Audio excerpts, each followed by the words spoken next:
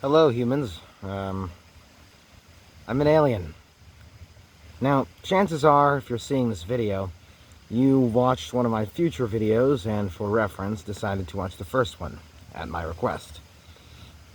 However, if you are lucky, you're seeing this right now. It has no views or almost no views. I'd like you to share this with everybody you can. Of course, that's what any creator would want to say, to be supported, but I have my reasons. And I'm an alien. I really am excited to tell you my story. You won't believe it at first, but I have evidence, certain knowledges that no human currently alive has, and such. But it's also just a story that I believe is you will find very realistic compared to the things that I have seen you humans make up. But before I get into that, I do have to explain a few things, specifically two methods of transportation. Now, these are two different kinds of wormholes. I'm sorry, I know this is boring even to me. I'll get this over with really quickly, but you need to understand these to understand the story. So, number one are the interspatial wormholes. Wormholes you use to get around from a point in one universe to a point in the same universe, just farther away, instantly. Of course, I have to explain this. So, in reality, there is an ether. It is basically the background of the universe, the cosmic being. Even in a vacuum, it's there. It is the actual universe itself. I can't explain this in a 3D form, but I can explain this in a 2D form. So imagine a piece of paper, or just a 2D scape, right? The, whatever's in there, right, this 2D area, they are flat on the bottom. And on the bottom and the top, where they of course can't see, that would be the ether containing the universe. Now, let's look at this from the perspective of a piece of paper as this 2D universe.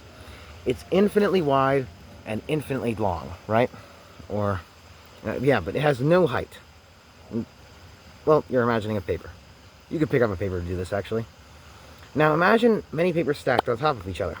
But since they're all infinitely thin, these universes that are these are two-dimensional universes, there can be infinitely many in an infinitely thin space. So that's basically the layout of universes in the second dimension. Those are the second dimensional universes. Now, in the ether, there are little holes. They're all around us. They aren't too rare, but they're spaced far apart. Far farther apart than even atoms. Now, these are too small for simple electrons to pass through. It would be impossible. That's why all the energy in your universe does not leak out. Also, any form of matter, including pretty much any form of matter, is incapable of leaking out. Now, there is one thing that can travel through these, and they are neutrinos. Now, neutrinos can travel through the holes. They're able to. I wouldn't say small or big at that level. I'm honestly not really a physicist, even where I'm from my universe. But you can make large industrial neutrino beams. I'm not sure if your planet has access to the technology yet. But we certainly do. I don't think your planet does at all, but maybe. But definitely not on our scale. And you need a lot of them. And you can push these holes by pointing at the sides of them, so that the neutrinos barely enter. And you can push these holes together. And once these holes are in a small enough space where there is more hole in the ether than ether, and remember, this has to be done in a vacuum so that all the air doesn't escape through. But you can then send your spaceship or whatever and travel through it. And what this will do is it will bring you to the next universe that is along this area. Because remember, they're flat against each other. it will bring you immediately to the next universe. It can bring you almost anywhere in the universe, so long as you have the technology necessary. I'm not sure if you can hear me better, or I mean worse, or not at all, based on the plane. I hate planes. Now, when you travel to the next universe, you can immediately travel to the next one and the next one if you have the right technology on your ship. Our ship was very large, but I'll get to that. That was an interversal wormhole. I believe I was supposed to be explaining an interspatial wormhole, but I explained an interversal one. It's easier anyway, I realized. So, but remember, these neutrinos can still pass through the holes in the ether in one universe. And so what you can actually do with these neutrinos is based on the velocity, and the amount of neutrons, right, and the position, the direction that you send them, you can actually determine if where in your universe, when these neutrinos pass through these holes, where they will pass through other holes somewhere else in the universe. You know, just point it in that direction, and at the certain velocity, you can actually do this. It's extremely difficult, but it works. That way, let's say you're trying to talk to Fred, and Fred is 500 light years away in your own universe. If you send him a message, it'd be 500 years later, and it would be, of course, that would be a problem. But if you use the neutrinos, you can use the neutrino messages, just like how you guys send messages in light with certain pulses and such, or, you know, and you would send these neutrinos and send the message, and then he would receive them immediately. Now, that's an interspatial wormhole, but remember, you can't travel interspatially as solid matter, or as any form of matter. See that? Oh, there's an ant. It doesn't matter. It fell off. So, okay, my story now. In my universe, we developed slowly. We're a little bit different from you guys, but most the same. Like, we look the same and everything. We achieved an extreme amount of technological advancement before we realized something. That, humans are happiest, and like all beings, of course we call them something different, we have our own language, I'll get to that. Humans, like all beings, anything with a brain and a capacity to be happy is happiest in its natural genetic environment, the way that it evolved to be happy. Now, we were incapable of going back at that point. We were too far advanced. And so we just went all out. We created entire planets to simulate Paleolithic times. And we just focused solely on entertainment after automating all necessary occupational processes. Right? We just decided to automate it all. That way we didn't have to do any work. But there's something special about us. Well, for the rest of the universes, it's you. Universes, I guess maybe one of us is special. You are mortals. For some reason, you just die eventually when you get too old. Now, when we find a universe, remember what we were doing? We needed entertainment. I volunteered, since there's no money, I was just like, I want an adventure. I volunteered to find a universe where we can film a planet like ours, right? That resembled ours back in the Paleolithic times. And we would film this universe to capture it and translate it, of course, and then send it back to our home planet through neutrinos. You can also send neutrinos, of course, interversally. Neutrinos, you can do anything with them. I'll get to that though. And so I was like, oh my god, I'm gonna get to travel somewhere else, other than just in this universe. I'm gonna get to be a true adventurer, right? I was extremely happy. And we came here many years ago, and we set the computers to bring us to the general area of the Earth, right? Because we can't tell it to bring us directly into the Earth or whatever. And it got us very close for a universal scale. It got us about 7,500 light years away, about, to a star that I believe your people call the Eta Carinae.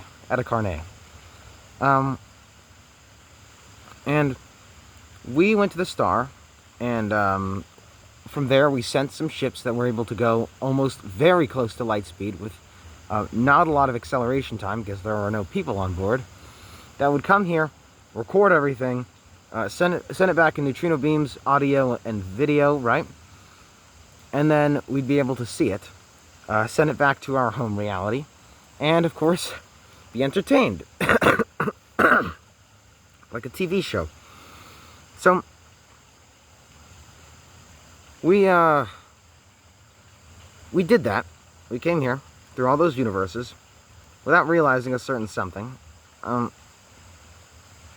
But we came all the way here. We started watching, and eventually, so we started. Well, no, the news came in afterwards. All right, we started watching, and people were happy. It was about, by the time the ships arrived at Earth to send the messages back, it had been about how many years was it? 6,000? No, it was 8,000. Yeah, it was definitely 8,000 something. So it was a little bit less than 200,000 years ago. And the humans, specifically the Homo sapiens, you guys, were extremely happy. Your lives were amazing, as we obviously would know. But remember those things when we're finding a new universe, it's extremely difficult. You have to set certain variables to find these universes. We set 3 different variables for you. Well, we set a lot of variables to find a universe that's like almost exactly like ours, apart from different geography on the planet and such. Obviously, you guys have different languages. We just wanted it to be about like us, right? And we did good in that regard. But we did change something. We made you mortal. We changed 2 other things specifically, but we made you mortals. Well, we didn't make you mortals, you were going to be that way anyway, but we set that as the variable to find that sort of universe. The reason we did this was because we wanted old characters to die, new ones to come, excitement, right? Characters becoming replaced. And also, we made 2 other things. One thing, hostility towards other humans. You guys ended up wiping out every single other human species on your planet, but it doesn't matter. Because we gave you so much hostility, we expected this to simply make it dramatic. Why do I keep saying gave you? I'm going to keep using it, but you get it. It's the variables. Very hostile. This was, of course, this did lead to more drama, but we'll get to that, the problems with that in a bit. Also, we gave you guys greed, because, again, drama. But also, we thought the combination of hostility and greed would keep you guys in a Paleolithic setting. You'd be constantly fighting and taking from each other, so that you would never advance. Now, there is nothing morally correct or wrong. I'll get to that in a later video. But even by you guys' standards, I'm not even an evil person, because you guys were already going to be that way anyway. I just typed the variables in to find this universe. So, we watched for a long time. And eventually, well, I'm actually 800,444 years old. That's my age. But we were watching for about 190 something thousand years, right? 182,000, I think. Yeah, about around 182,000 years. And then we saw something horrifying. Humans were settling down. This happened much earlier than it happened for us. But they were settling down, creating some sorts of villages and towns, and farming. It was horrible. See, changes came about with that. The Europeans became a white color because they weren't getting enough vitamin D from their food. Of course, they were eating farmed goods, which they weren't actually, they were becoming malnourished. From then, 10,000 years ago, human brain sizes began to decline due to the farming. These societies are essentially based in slavery, but I'll get to that in a later video. Basically, this is getting difficult.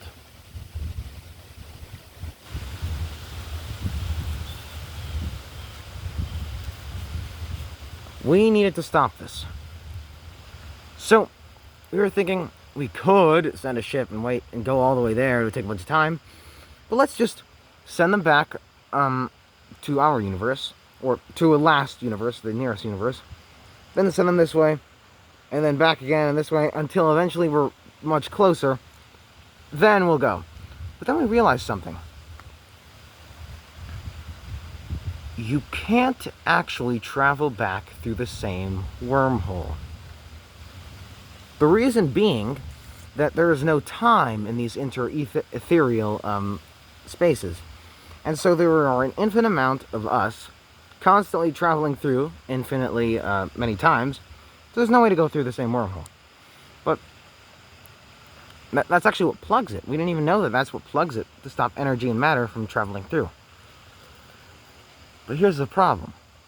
Turns out new science came out, and it turns out if you create a new wormhole,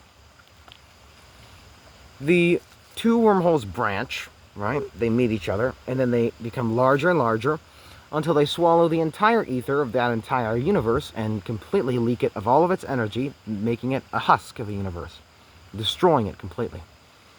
So we couldn't leave. Specifically because even if we did destroy this one, we couldn't get back into our own universe. Now, we stayed here in this one, and we thought, okay, let's try to fix these guys. Then we'll go down there and live with them. Whatever. We'll be able to live like Paleolithic people, hopefully. But first we needed to fix it, and to be honest, the ship was much slower. So they said, you know what? The large ship was much slower than we could go. I said, you know what? Let's pull sticks. We didn't actually pull sticks, but we found a random person to go first ahead and quickly fix it before the rest of the people arrived.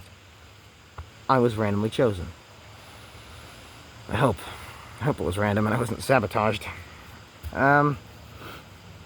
That would have been nearly impossible, but not impossible, and also a lot of people didn't like me. I don't know why. But I came here, and I decided to hibernate, right, of course. I'm not going to just sit around on a tiny little ship that's going super fast for so long. Here's the problem. It takes about 10,000 years to travel that 7,500 year distance. It takes 10,000 years to travel that, the 7,500 light year distance, one with a human, because we basically use the same roots for human, but our language is different, so we wouldn't call ourselves human. I'll get to that.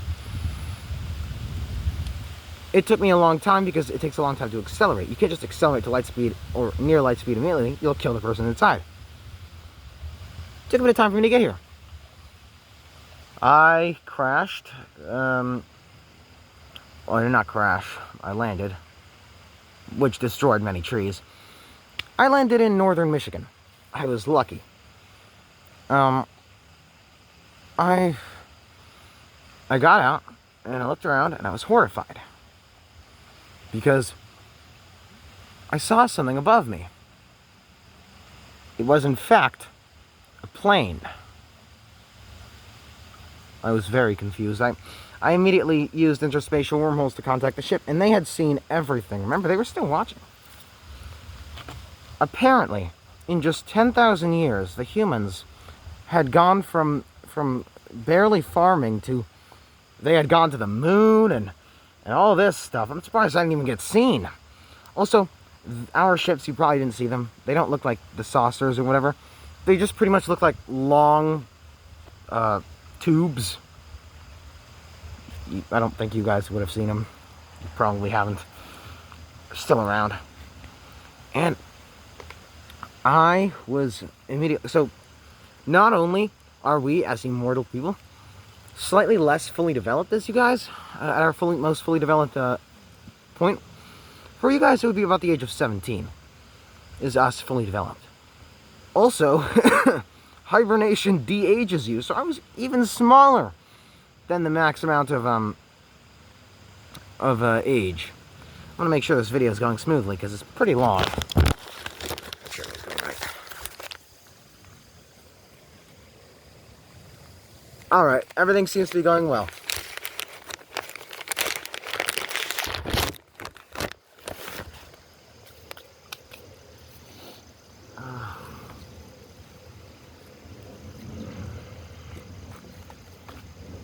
So,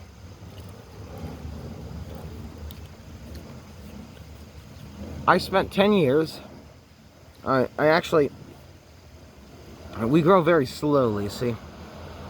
Even after de-hibernation, after even de-aging from hibernation, I've still only grown about 1 year's worth in the 10 years that I've been on Earth.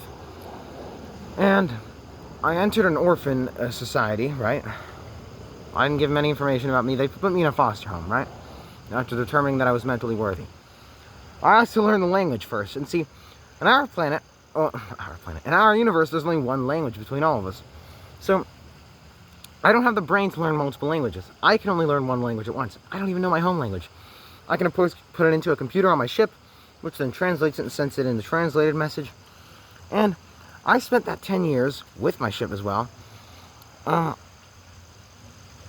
spent that 10 years kind of watching everything that happened. And also observing the world and learning about current events. So, I know a lot. I know things you guys do not know. I know how to be happy. I know how to be great. Here's the thing. I did take an oath to help you guys. And I kind of want to help you guys. So, I'm going to do what I can with this YouTube channel. Of course, I could not send you guys back to the Paleolithic. It would require so many things. I cannot do it. Maybe when the ship gets here in about, I'd say, 100,000 years or so. Maybe when the ship gets here, we'll be able to fix things up. But, fuck! I think that was the first time I ever swore in your language. That's a lie. So, here to help you guys. I know how Stonehenge was built. I know many things. And I'm going to let you guys know them all. I'm going to teach you about morality, greatness, slavery in modern society, how to eat, many things. You will enjoy it, I hope. This is me out.